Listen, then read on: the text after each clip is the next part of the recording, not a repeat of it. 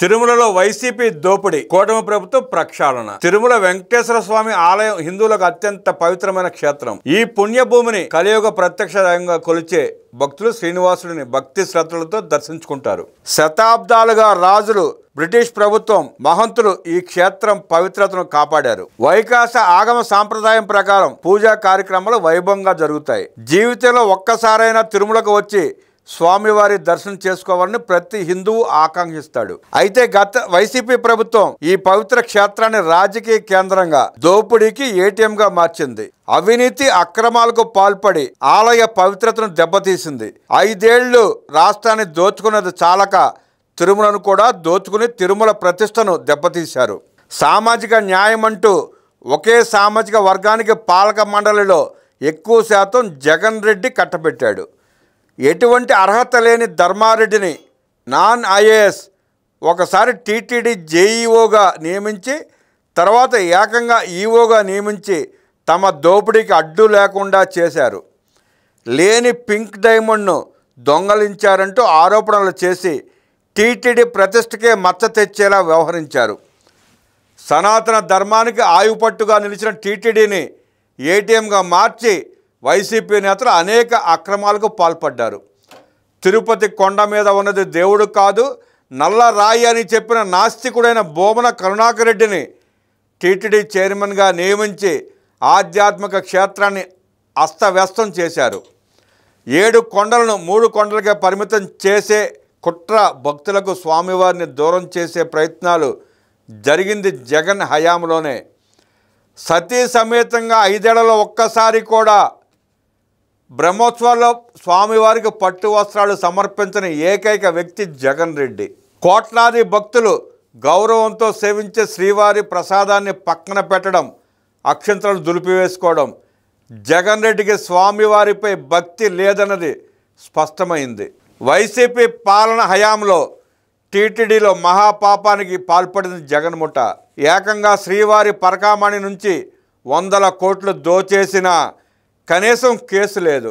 టీటీడీలో అన్యమతస్థుల ఉద్యోగుల నియామకం, బస్సు టికెట్లపై అన్యమత ప్రచారం, కొండపై అన్యమత గుర్తులు, అధికారిక వెబ్సైట్లో అన్యమత బోధనలు, భక్తుడికి అశ్లీల వెబ్సైట్ లింకు పంపడం, దర్శనం, వసతి, అద్దె, టోల్, ప్రసాదాల ధరలు పెంచడం, గదుల్లో వైసీపీ పార్టీ ప్రచార స్టిక్కర్లు అంటించడం, ఇలా ఒకటేంటి చేయకూడనన్ని పాపాలను గత పాలకులు చేశారు. టీటీడీ ఆస్తులను రాజకీయ అవసరాలకు గత ఎన్నికల్లో ఉపయోగించుకున్నారు. ఎన్నికల ప్రచారాల్లో కరపత్రంలా లక్షల లడ్డూలను వైసీపీ నాయకులు పంచారు. టీటీడీ నిధులను దారి మళ్లించి తిరుపతి నగర పాలక సంస్థ పేరిట కోట్ల రూపాయలు దోచుకున్నారు. వైసీపీ ఎమ్మెల్యేలు, మంత్రులు, ఎంపీలు కలిసి విఐపి బ్రేక్ సేవా టికెట్లు అమ్ముకున్నారు. సేవా టికెట్లు, దర్శన టికెట్లు, ప్రసాదాలు అన్నింటిలోనూ బ్లాక్ మార్కెట్ నడిపి కోట్లు దండుకున్నారు. వెంకన్నకిచ్చే తల నీలాలను సైతం వైసీపీ దోపిడీకి అతీతం కాలేదనే చెప్పాలి. 2 కోట్ల రూపాయల విలువైన తల నీలాలను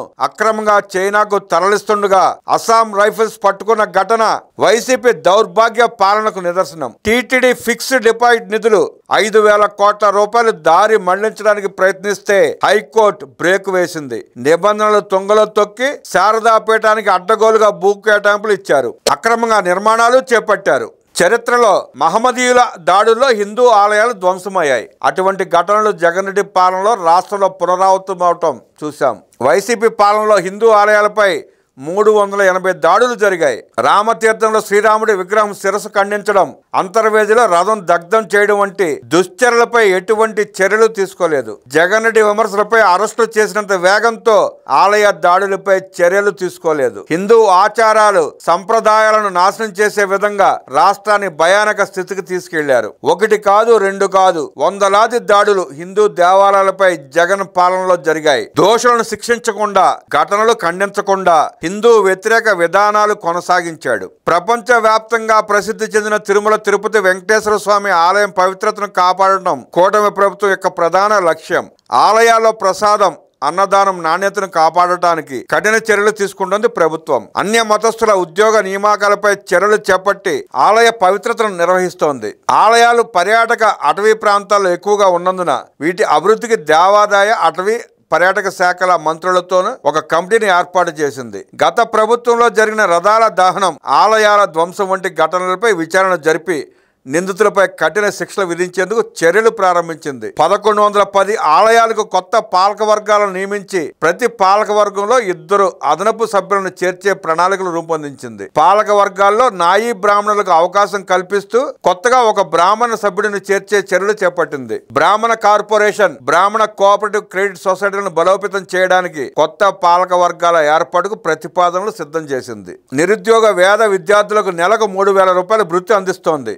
వాసవి కన్యకా పరమశ్రీ అమ్మవారి ఆత్మార్పణ రోజున దేవాదాయ శాఖ అధికారిక కార్యక్రమం నిర్వహిస్తోంది. 50,000 లోపు వార్షిక ఆదాయం ఉన్న ఆలయాలకు దూప దీప నైవేద్యాల కోసం 5,000 రూపాయల నుంచి 10,000 రూపాయల ఆర్థిక సాయం, 50,000 రూపాయలు పైబడి ఆదాయం ఉన్న ఆలయాలకు 10,000 నుంచి 15,000 రూపాయలు సాయం అందజేస్తోంది. అర్చకులకు 15,000 రూపాయల కనీస వేతనం, నాయీ బ్రాహ్మణులకు 25,000 రూపాయలు. తిరుపతి, ఒంటిమిట్ట ఆలయాల్లో 1000 కాళ్ల మండప పునరుద్ధరణకు ప్రత్యేక కమిషన్ ఏర్పాటు చేసింది. గత ప్రభుత్వంలో ఆలయాలు, పూజారులపై జరిగిన దాడులపై విచారణకు ప్రత్యేక కమిషన్ నియమించింది. పురోహితులు, వంట బ్రాహ్మణులను కులవృత్తిగా గుర్తించేందుకు లేబర్ డిపార్ట్మెంట్ ద్వారా చర్యలు తీసుకుంది.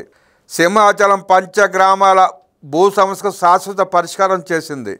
ఆలయాల్లో ఆధ్యాత్మిక వాతావరణాన్ని పరిపూర్ణంగా నెలకొల్పేందుకు, ధార్మిక సంప్రదాయాలను సంరక్షించేందుకు భక్తులకు మెరుగైన సౌకర్యాలు కల్పిస్తూ కూటమి ప్రభుత్వం అనేక చర్యలు చేపడుతోంది.